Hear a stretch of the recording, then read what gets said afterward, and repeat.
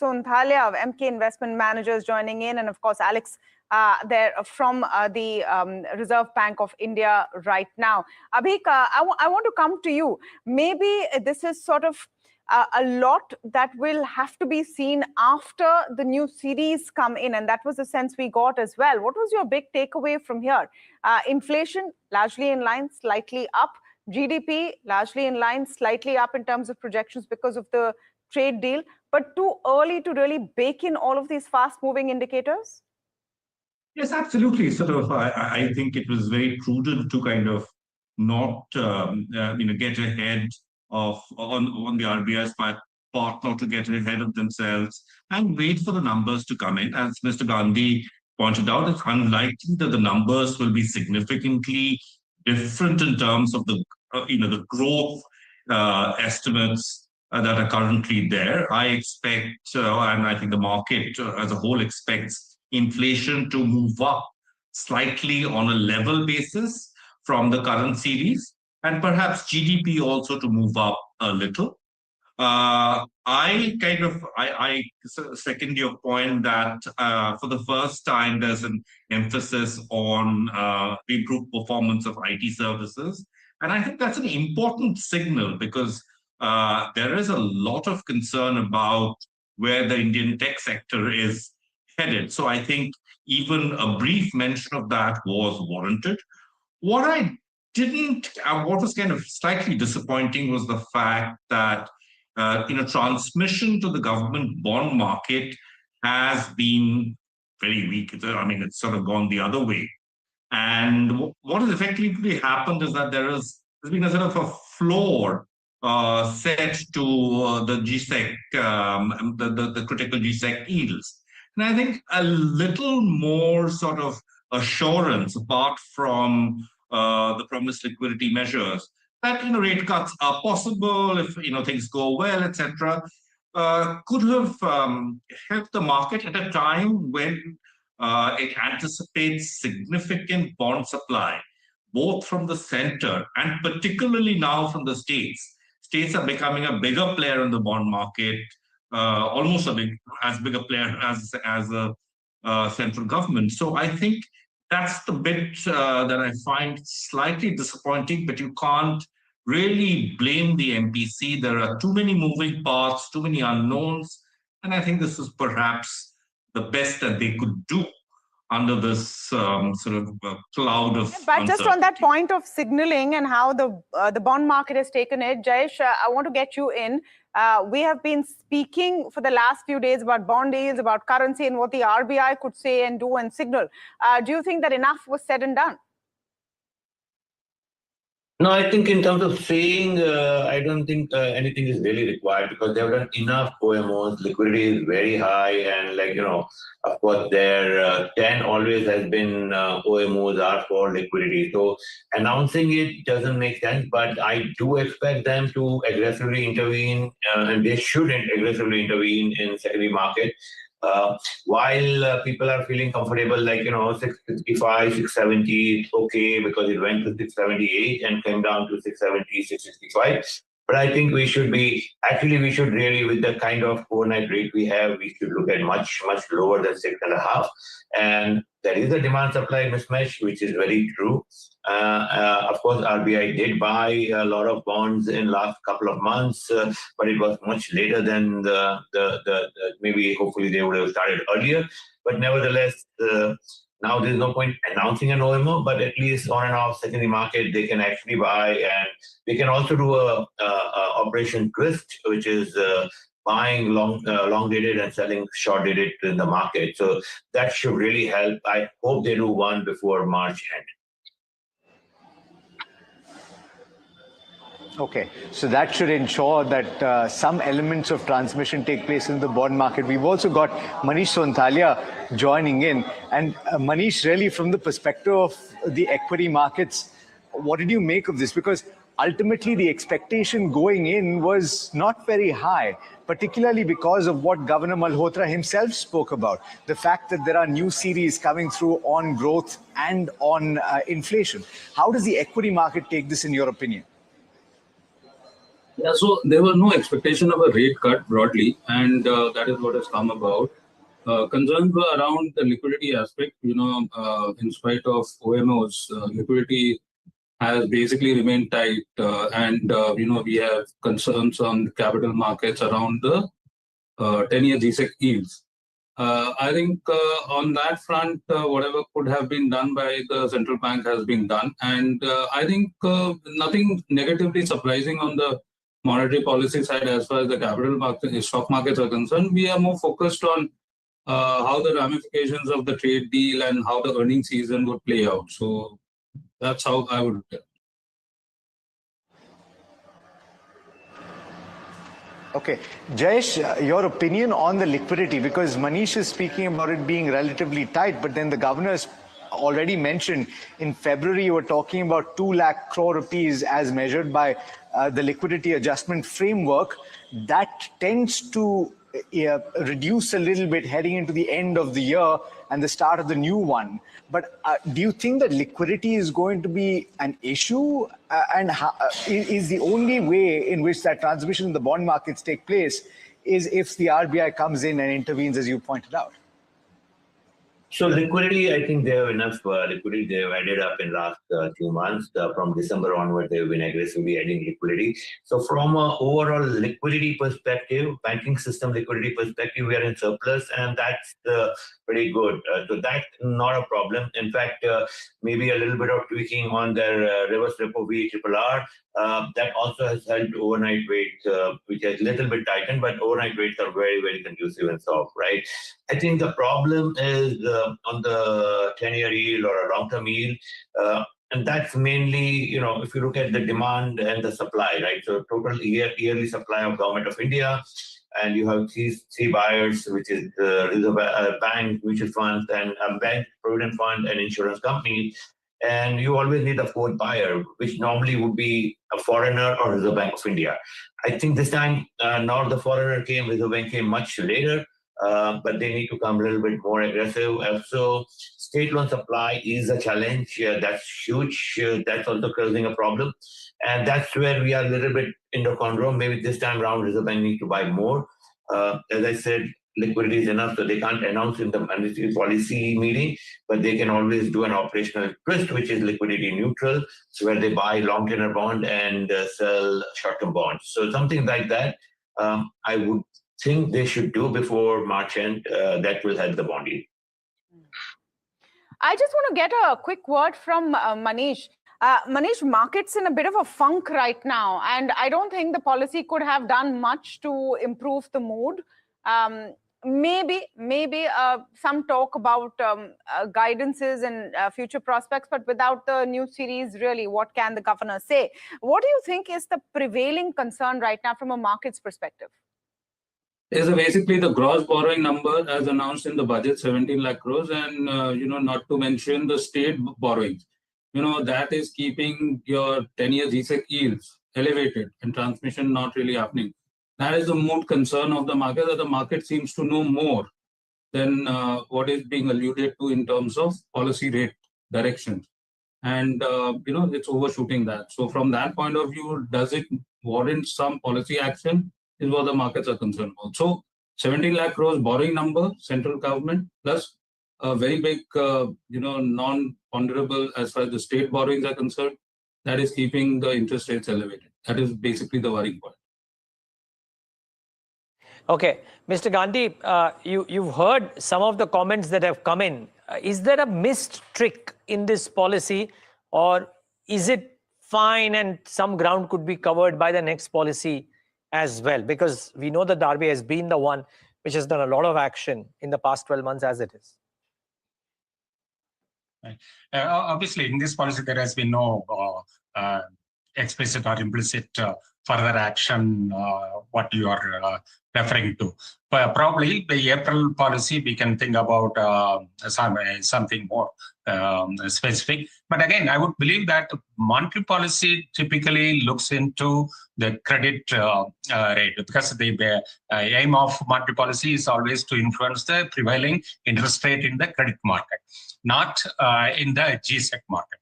GSEC market behaves more in relation to day-to-day movement in liquidity. So that's what is amplitude, quite a bit of ways it will be happening. In general, monetary policy action should impact GSEC rates on a stable basis over a period, but there will always be day-to-day movements. That's why.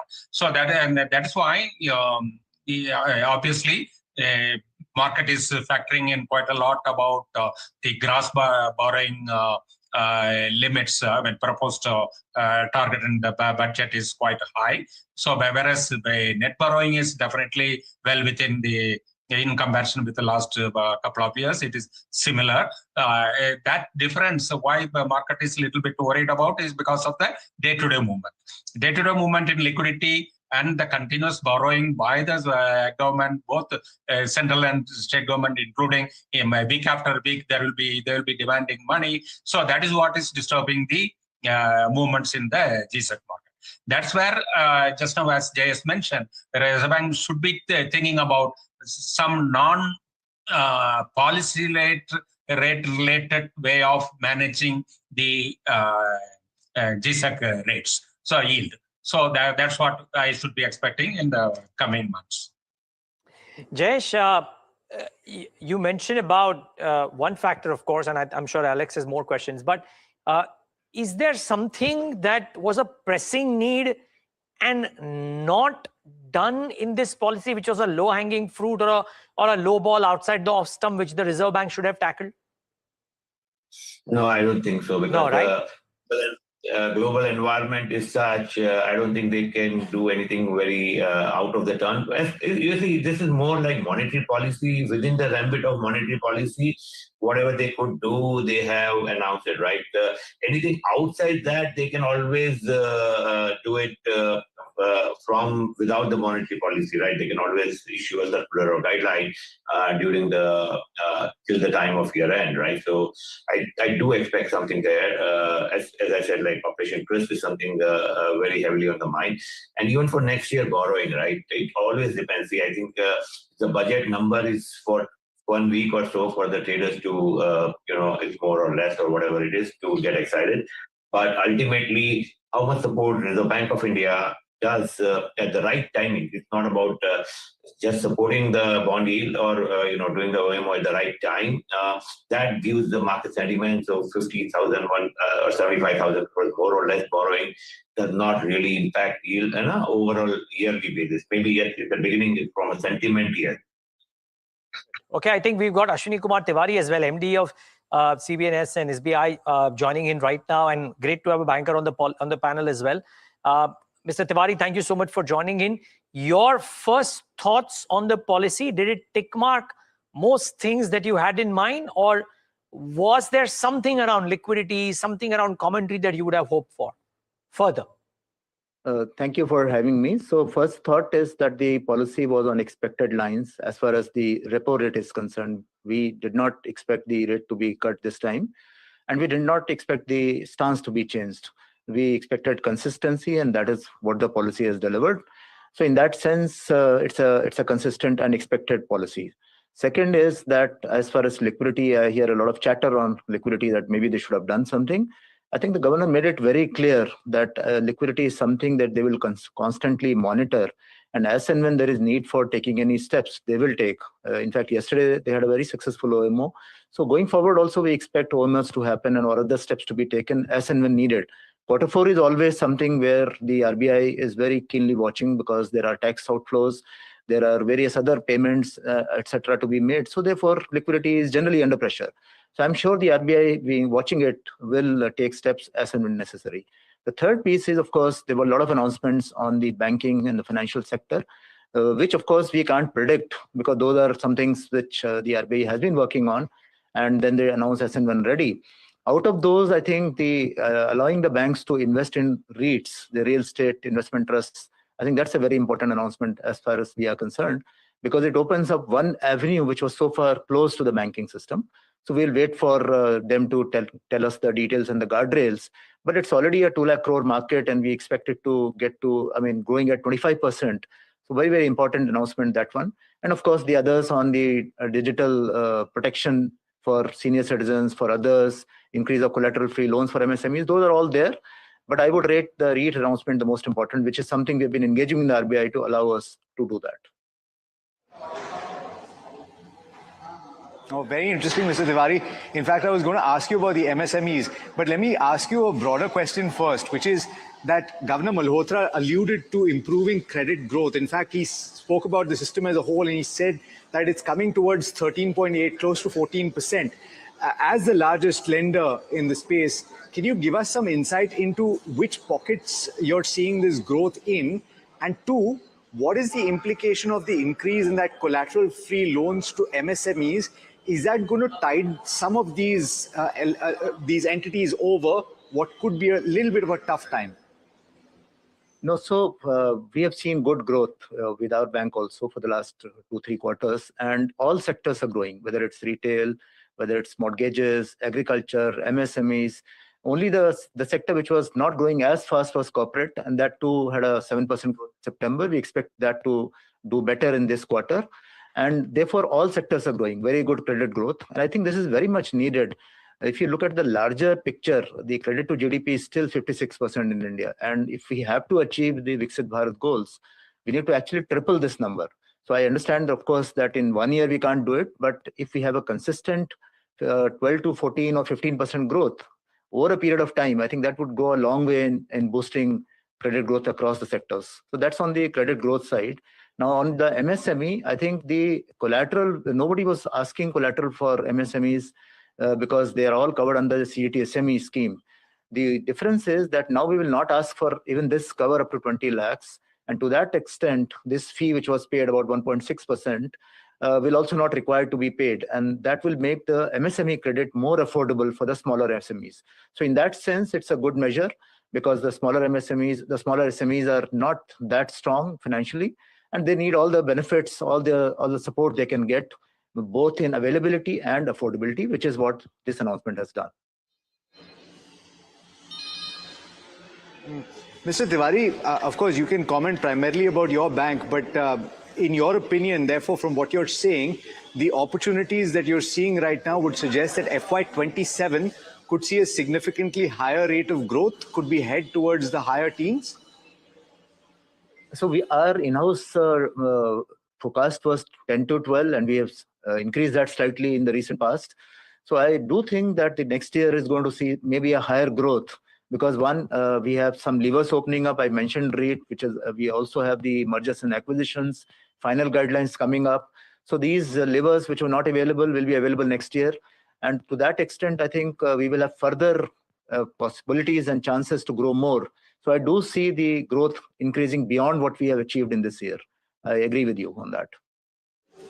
Fair call. Mr. Tiwari, we'll leave it at that. Thanks so much for taking the time out and being with us. Really appreciate your time. Thank you. A question to Abhik and a question to Manish Sonthalia. And then, of course, we'll have a follow-up with Jayesh Mehta as well. But Abhik, the policy had the much expected mention of a growth impetus. Okay, we've not, but okay, Manish is there. Manish, the policy had a much expected mention of growth impetus coming in through the trade deals, but also mentions of how the actions that have done in the past will help growth in urban India. Rural is picking up, a mention of IT service businesses results, which I've never heard the RBI say. All of that come in. Now, the fact of FY26, Manish, has been that everybody's underestimated growth and the reported growth, the real growth, not the nominal one, has been higher.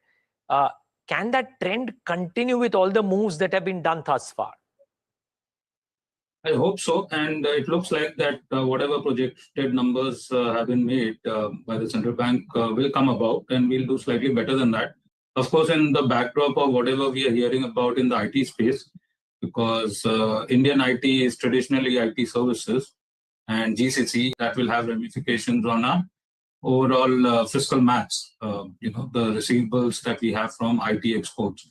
So that will also have a lot of impact on the BOP, etc. So Everything said and done, markets will consider nominal GDP growth because we talk about absolute profits, and absolute profits have everything to do with nominal GDP growth, not the real GDP growth. Real GDP growth is very good, but at the same time in the budget, we are working with 10% nominal GDP growth. And so all assumptions on the Nifty 50 earnings growth will be centered around what the nominal GDP growth looks like, plus something added to nominal GDP growth. So FY26 10% is what will come about in terms of Nifty 50 earnings growth. FY27 hopefully we should be closer to 14 to 15%. I think there is no change in assumptions given this monetary policy on those aspects, as well as the budget. I think it's broadly played out, and trade deal should help at the margin. Well noted. Jayesh, what is your own assessment, either your or at the house, around what growth could do? Because while we've been punching above our weight, very likely Q4, because of a lot of things that have happened, could be higher too. The world is not necessarily a place of growth. Isolated pockets, select pockets of Europe, US, yes, doing extremely well, but not that the rest of the world is really going gangbusters. Can India continue this growth surprise with the moves that have been done predominantly by the Reserve Bank of India, but also the income tax and GST cuts, or is there more needed? And is there something that the RBI can do to facilitate that?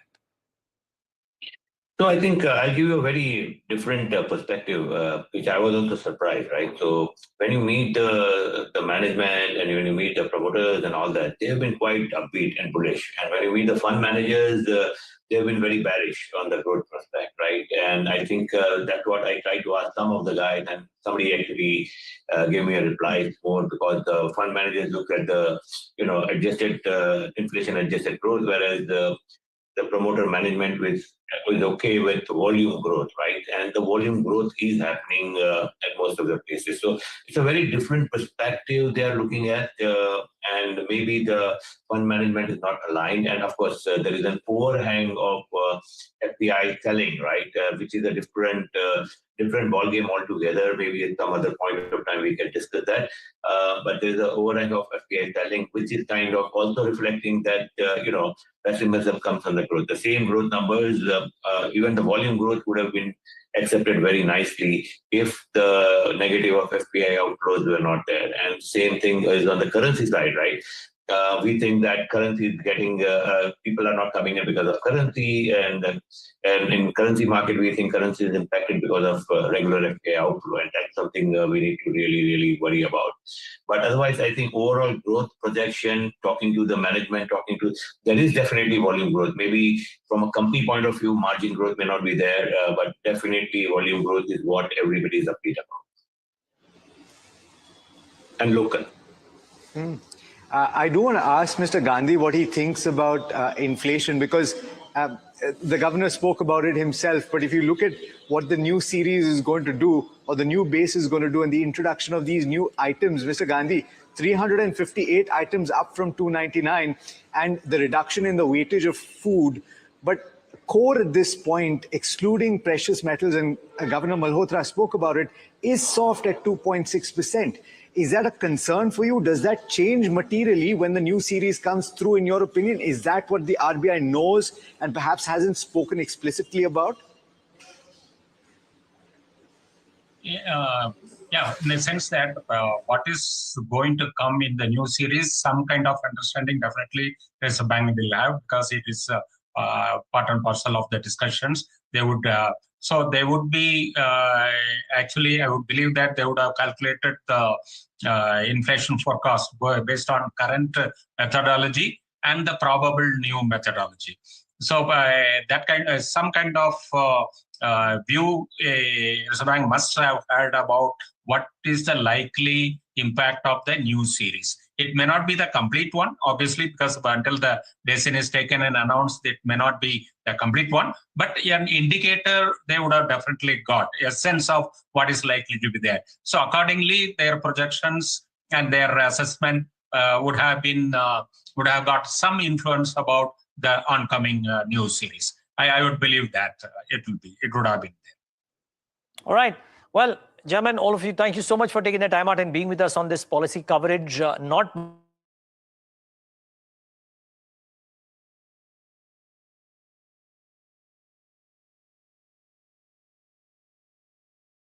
much was anticipated, not much